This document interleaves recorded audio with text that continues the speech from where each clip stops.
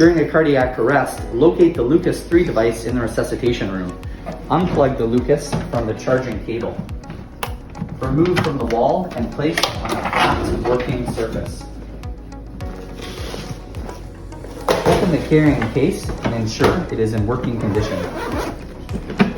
Turn the device on by pressing the on button for 1 second and then remove the back plate from the carrying case.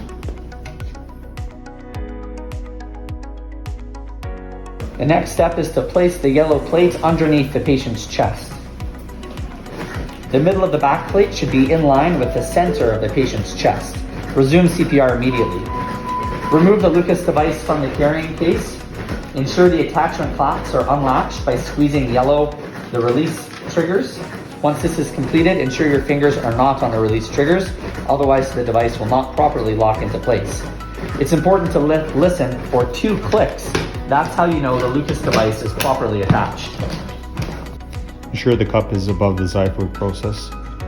Lower the cup to the chest. 1, 2, 3. Hit 2. And then go 30%.